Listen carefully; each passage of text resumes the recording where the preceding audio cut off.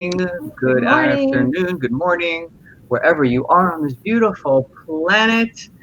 Um, First of all, welcome Jason Keene and Hannah Joyhart. How are you guys doing? So excited to have you back. Thank you for having Doing us. well. Glad to be here. Jason and Hannah, for those of you that haven't met them yet, are amazing relationship coaches at Daring Heart Conscious Relationships. And for those of you that are joining us, please drop your hearts, drop your wows, if you can hear us, drop a 1 in the comments. And also let us know in the comments where you're joining us from. And I'll be checking my phone for your comments. So please, any questions, let us know. Any feedback, let us know. So today we're going to be talking about awakening, the shift from conventional to conscious relationships. And Jason and Hannah, as coaches, are actually two of about a dozen coaches that we're kind of pulling together in the Open Relationship Academy to be in service to the Open Relationship Academy members and for Leveled Up Love members as well. So if you're looking to work with a coach, if you're looking for somebody to help you with your polyamorous or open relationships, if you're looking for somebody to help you just in any conscious relationship, maybe masculine and feminine embodiment, or we've got people that are coaches that are experts in plant medicine or tantra, sacred sexuality, whatever it is that you're looking for in terms of support in any area of life, really. We would like to be your concierges, Matchmakers. And bring you together with the best coaches out there. So hit us up, send us a private message, and we'll help connect you with some awesome people to support you. We've already made some great matches and had some great success. Actually, one engagement we recently did was bringing polarity back for a couple that was struggling with their own polarity. That was a real success story. So I'm excited to connect good people with good coaches. So again, we've gone through your material on the 4 stages to conscious relationships, and I'm gonna let Leah talk a little bit about what her takeaways are from the material that she read, and then I'll drop my 2 cents, and then we'll ask you guys a couple of questions. This will be part 1 of our interview, and then we'll slide over for part 2 inside the Open Relationship Academy, and finish up there. Sound good? Yes. Right. You bet. Oh, wonderful. All right, let's do it. So, what are your thoughts about what you've read so far?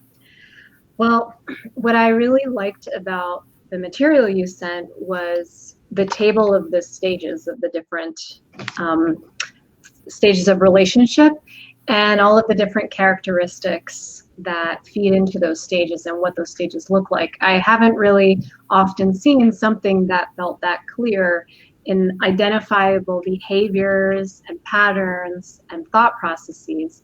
And what was so funny was that, as I'm going down the immature unconscious column, I'm like, oh yeah, there's me. Yep. Like literally from the beginning of this relationship. Yeah. And even some dynamics still hovering there.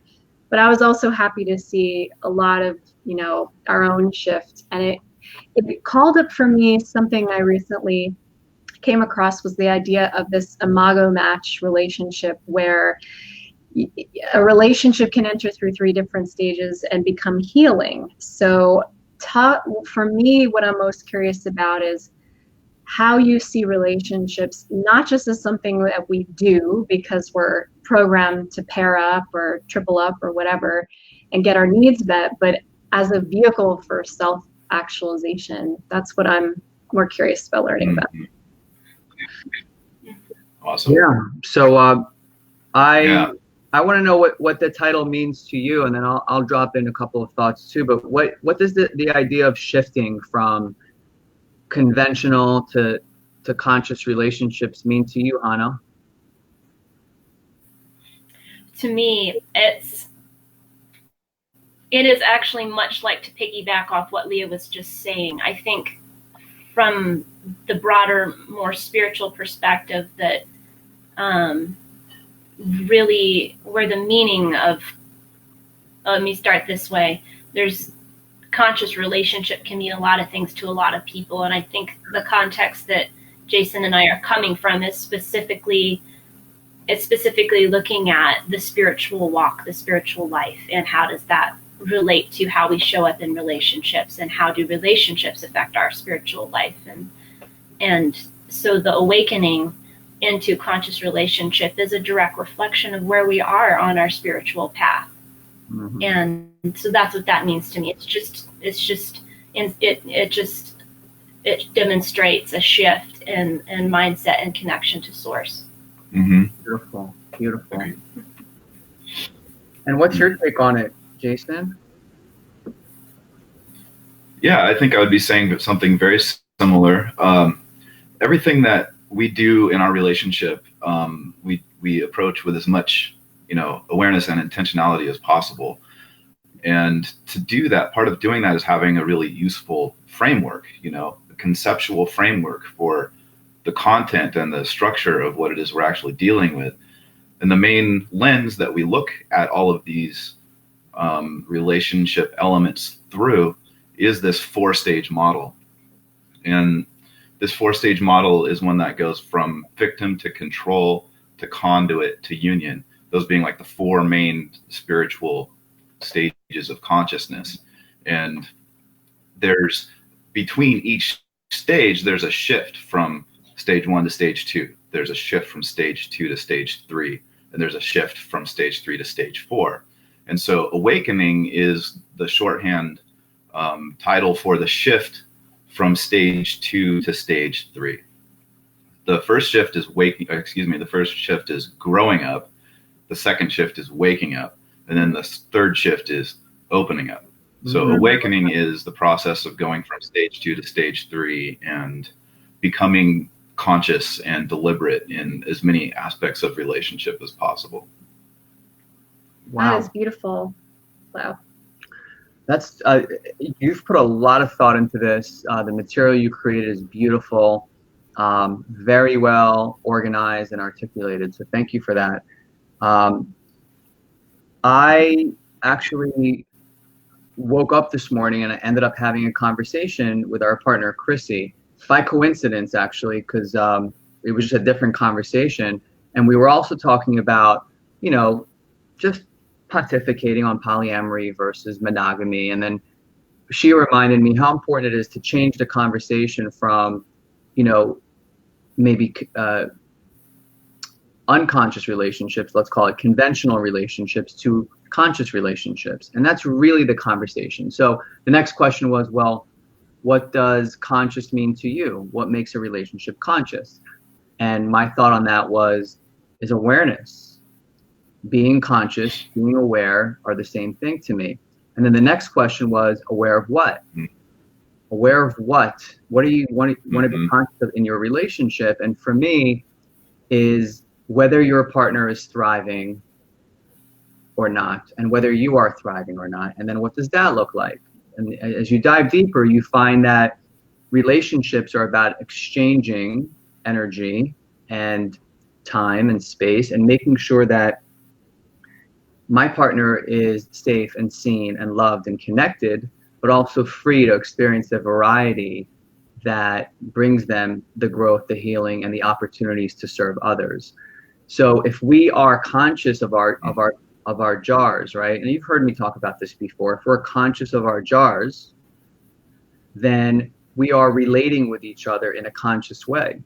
If we're not conscious of our jars, if we're just ignoring red flags or ignoring the reality that our partner is not having their core needs get met, then that is and that's what and here's my argument, is that the strategy of monogamy often leads us to have less conscious relationships, because there are all types of rules around what you can or cannot do to get your needs met. And the strategy of a conscious open relationship, and I say that conscious underlined, a conscious open relationship, I think that strategy allows for more of that work and being able to help your partner get all their needs met. So that was my long answer. Sorry for that. No, I mean, what I think I'd like to clarify on your very well-made point is that I think when you say monogamy is a strategy, the strategy for me indicates that something is intentionally chosen.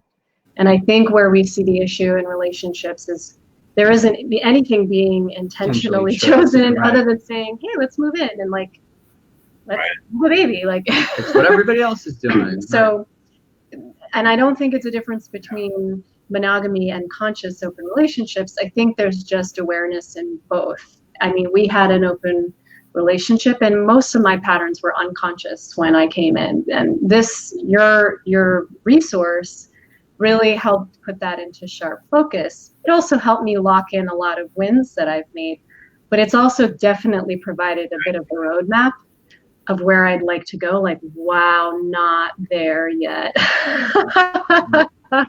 So really quick, I see Mike and Chris and Christy. Hi, everybody. Anybody that's watching, please drop a heart, a wow.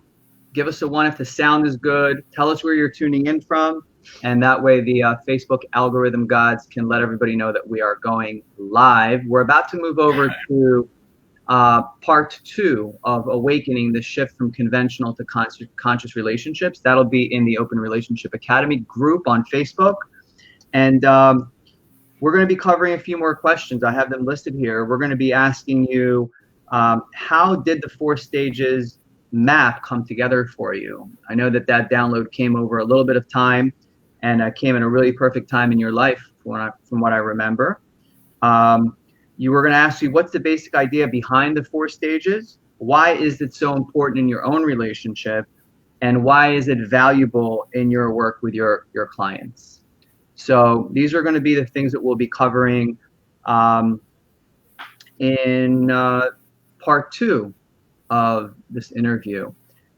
Did anybody want to add anything to this conversation before we slide over? I had a question that I want to ask that I think the greater group may be interested in the answer.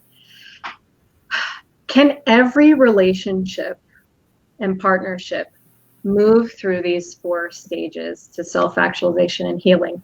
Or only certain relationships or partnerships are going to be able to reach that, and other relationships are just toxic or dead end efforts? Wow, that's a really potent question. I kind of have an answer to that, but I'm curious if you have. I do too. Yeah. I really can go either way. I mean, it's alive, but I don't have to speak it. It might overlap with yours. So why don't you go first? This is okay. Love. Well, I would suggest that depends on the perspective we're looking at it from. And from one perspective, if we look at it as, as we do, as relationships, as just the primary expression, like the ground level, tangible expression of our level of spiritual consciousness as it progresses, that leaves a wide open field of variability through which spirit can work whatever magic it is here to work through any person, through any dynamic, through any arrangement, any set of challenges. Because the real variable there is how much, or the real variable, the core variable is where are we at in the development of our identity and our personality, which has to do with our fundamental relationship as an individual with reality. So since that can completely change from one day to the next, and in fact it does, as a natural expression of our very nature change, then yes, anything is possible. Then from the other perspective, it's also true. Can you pause a second? My thought fits really succinctly in with that, and Sure. I would summarize that as everyone is already on this journey. That's what life is about. Right. Whether or not they experience a matriculation through all of the stages, or it doesn't matter to what degree they matriculate into. They can have a relationship through whatever stage, and whether they're currently in relationship, that relationship can continue to grow. Yeah. So yeah, that's very definitely a yes. That's what we're doing. You know, that's what being alive is. There's no choice really about that. Yeah. Mm-hmm. Yeah. And to me, that's the most important answer. The second part of the answer for me is, and while that's true, it's also true that, you know, the fundamental challenge in relationships can be boiled down to my essence wants to connect with her essence, or your essence wants to connect with her essence or his essence. And that's the movement towards unity, is that we're all moving towards more of an experience of that togetherness and oneness that we really actually are. But things get in the way, and things get in the way on the unconscious level, the conscious level, and then on the interpersonal level. And our job as coaches and as people on the path of personal growth is to tune into the nature of those blocks that occur on those three levels and have effective strategies for working through them, you know. So it's a yes and answer, in short. If I could add something to that, I think that one could say that the stages are also the stages, and you may have already said this in a different way, but kind of like you're shifting from a conventional relationship with yourself to a conscious relationship with yourself. So the relationships are just like it's one and the same. How you are with yourself is how you show up in your interpersonal relationships with others. And it seems like most of us start in a relationship with ourselves that's immature. So we don't know ourselves. We seek to know ourselves, but we're very confused. And then we move up through the stages, and through relationship or relationships, many, and sometimes at the same time, we end up creating the circumstances that allow our ascension, if you will, to the fourth stage. So let's dive more into that. Let's dive more into how all of that intersects in part 2 inside the Open Relationship Academy. Again, for everybody that's tuning in, if you're looking for some great coaches, I highly recommend Jason and Hannah.